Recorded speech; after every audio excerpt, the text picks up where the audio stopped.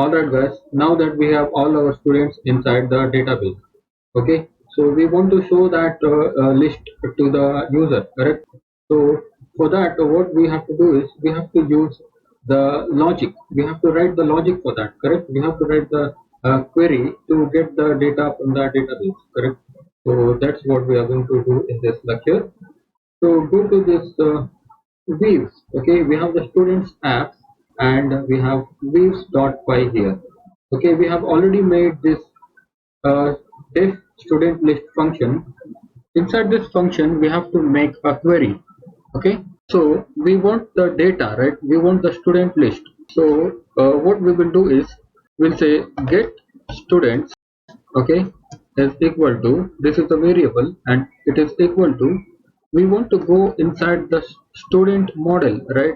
So here we are contacting the model, student model, and inside that students model we want to access the objects, and objects dot all, we need all, correct, all. Okay, we need all the objects, all the data, like all the students. So this is how we write the query. Okay, and here, so when this code runs, what happens is from the student model we will access all the objects. Okay, so now it is stored inside the get students variable. Now what we need to do is we need to pass that get students to our HTML, correct? Now we have the data here and we want to pass that data to the HTML template here in this HTML. So this is how we do that. We will create a dictionary called data. Okay, inside this dictionary, this is the dictionary, data dictionary. Inside this dictionary we have to pass that student list. Okay, this students list as a key and the value as this student itself. Okay, so this is the key and this is the value, and now we have the data dictionary ready. Okay, inside this data dictionary we have all the students, right? So copy this data dictionary and pass this inside this HTML. So put the comma and say data, right? Here we have the data.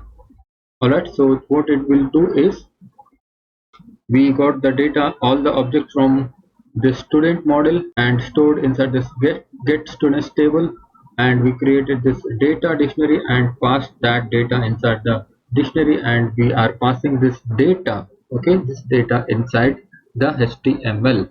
So now we have the access to the data inside our HTML. Okay, which HTML? This HTML page, right here. When you open this, uh, we have the data inside here now, because we have already passed that data to the HTML template. So we have the data here. So if you want to see the data, let me show you the data here. Let's open the for loop, because we want to look through all the data, right? Because we have many data inside, many students inside the database, so we want all of them. So that's why we want to iterate through all of the students, so that we print everybody here. Okay, so for student in, okay, so for student in students, I mean get underscore students. Why this get underscore student is that we have put the get students variable inside this data dictionary, right? That's why whatever is here, this will come here. Okay, and this for student means this can be anything. It is like for I is equal to 0, I is less than or equal to 10, like how we do that in other languages. This is actually the iterator. Okay, you can use, if you want to use I, you can use that. Okay, or for the readable purpose I will use student. And let me, once you open the for, you have to end for that.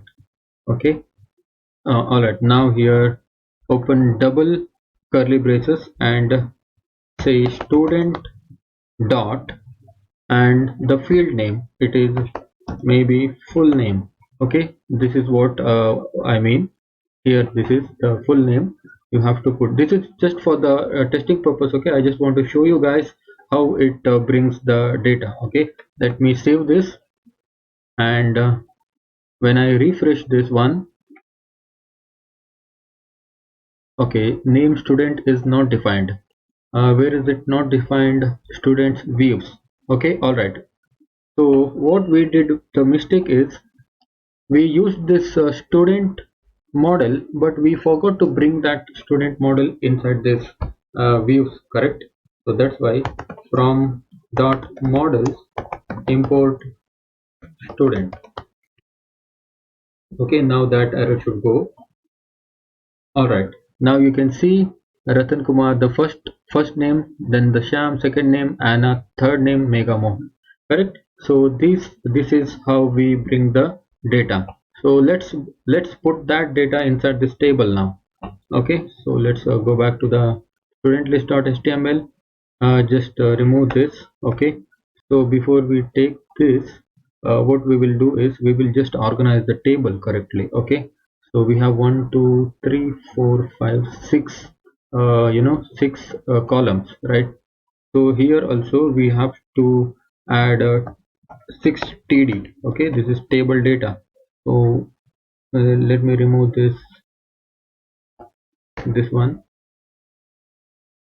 1 2 3 4 5 6, we have 6 data td, and we don't need this tr. Delete this, and from this tr to this tr, delete this. All right, now just save it and just reload it. You should be able to see like this. Okay, all right, now go back to here. So what we need to do here is we have to put this tr inside the for loop, right? Let me show you how we can put the html inside the for loop.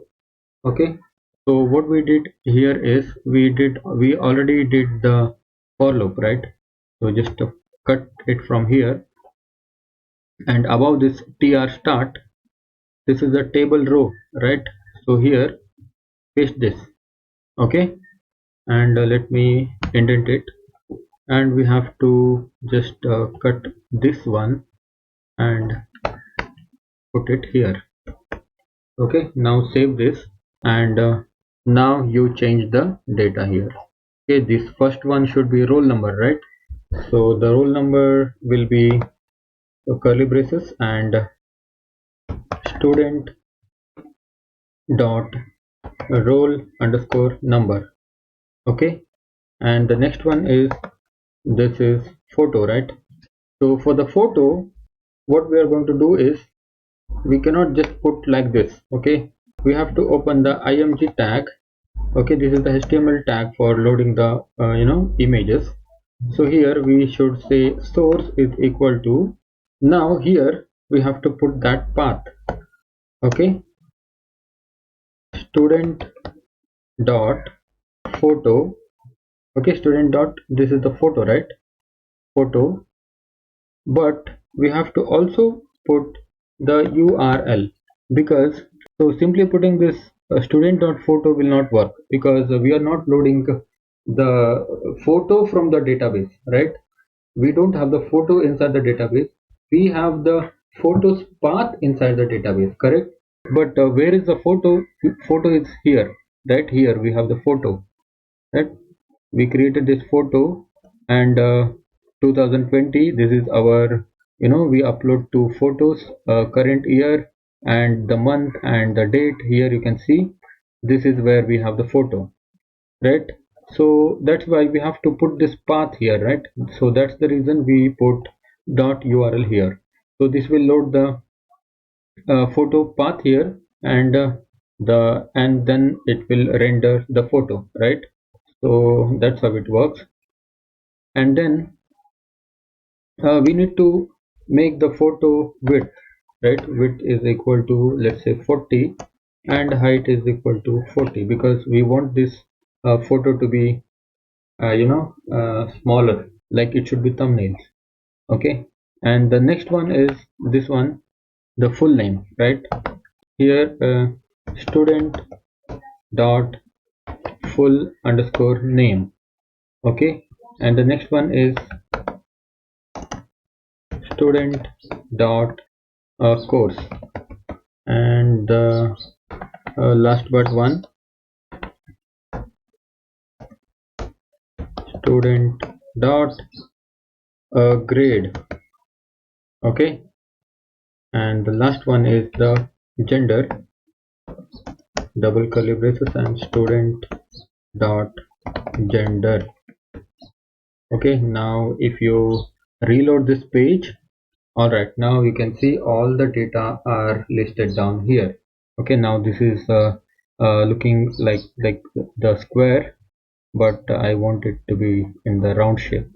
Okay, what I will do is I will say style, this is the inline CSS, style is equal to border radius, that is colon, let's say 50 pixel. Okay, so this should make our photo round. Okay, so this is how we load the data inside the HTML. So if you go to add another student here, 105, let's add another student, let's say one more guy here, let me say Sachin Kumar, and course is again information science, then the grade is B, gender is male, and save this. Okay, we have the Sachin here, and let's reload. Alright, now the Sachin is loading here in the HTML template. Alright, so that's the very basic thing what you have learned in this, in this course, but this is actually very useful when you move ahead with the new projects. Okay, so this is actually the very strong base for the Django development. So if you know all these things properly, then you are really going to do very well as a developer. So with that said, if you want to do a real application right away after completing this course, I have a real life course project for you guys. So if you want to do that, just watch my next video. It is about the bonus video where I will be giving you awesome discount coupon which is around 95%. It is really worth it, and if you make that project, you are already a developer, because that project is an awesome and very well structured project. It is based on the real real requirements, so that's really going to help you guys, and make sure you watch my bonus video coming up next, and I will meet you there.